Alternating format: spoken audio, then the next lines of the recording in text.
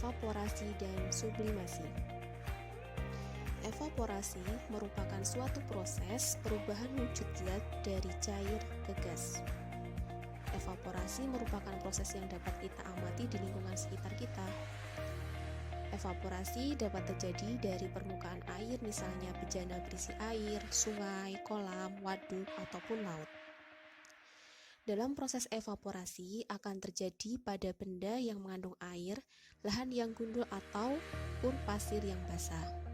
Evaporasi dapat mengakibatkan tanah menjadi kering hingga mempengaruhi suatu tanaman yang tumbuh di daerah tersebut. Laju evaporasi tergantung pada temperatur. Semakin tinggi temperatur, maka laju evaporasi akan lebih cepat.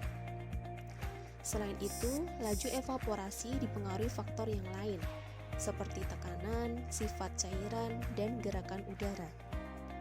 Berikut penjelasannya. Faktor tekanan. Apabila semakin besar tekanan yang dialami, maka laju evaporasi akan semakin lambat. Contohnya, tetesan air yang terdapat dalam botol tertutup akan mengalami proses evaporasi yang lebih lambat ketika dibandingkan dengan laju evaporasi pada air yang berada pada botol dalam kondisi terbuka. Faktor selanjutnya adalah faktor sifat cairan. Maksud dari hal ini adalah cairan dengan titik didih lebih rendah akan terevaporasi lebih cepat dibandingkan dengan cairan yang memiliki titik didih lebih besar. Contoh, etanol adalah suatu pelarut yang memiliki titik didih 78,37 derajat Celcius. Etanol akan lebih cepat terevaporasi dibandingkan dengan air karena titik didih air sebesar 100 derajat Celcius pada tekanan dan temperatur standar. Faktor terakhir adalah gerakan udara. Contohnya, pakaian yang lebih cepat kering apabila berada di ruang yang memiliki sirkulasi udara yang baik. Hal tersebut dikarenakan udara dapat membantu pergerakan molekul air, sehingga laju evaporasi akan semakin cepat. Baik, kita lanjutkan dengan proses sublimasi.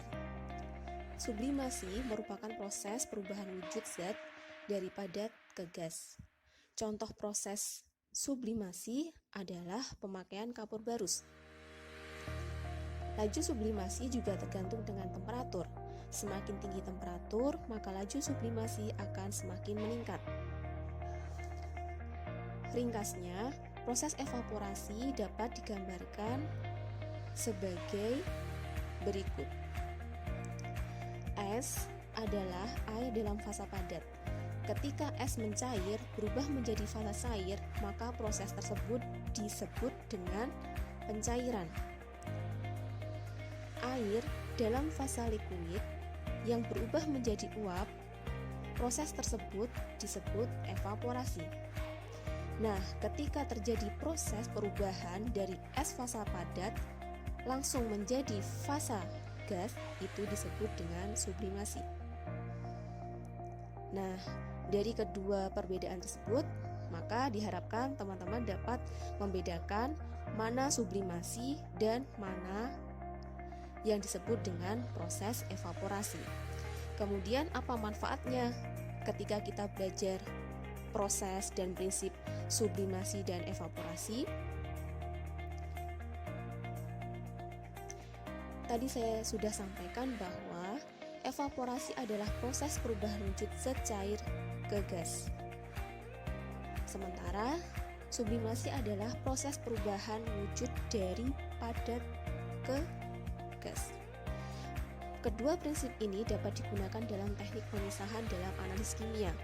Contoh untuk evaporasi adalah proses pembuatan garam. Garam dapat diproses dari air laut dengan bantuan proses penguapan atau evaporasi. Air laut yang mengandung garam atau zat terlarut ketika dipanaskan, maka air atau pelarutnya akan menguap. Hal tersebut terjadi karena zat terlarut atau garam memiliki titik didih lebih besar daripada zat pelarutnya atau air. Contoh untuk sublimasi yang berkaitan dengan analisis kimia sering kita jumpai dalam proses pemurnian kapur barus.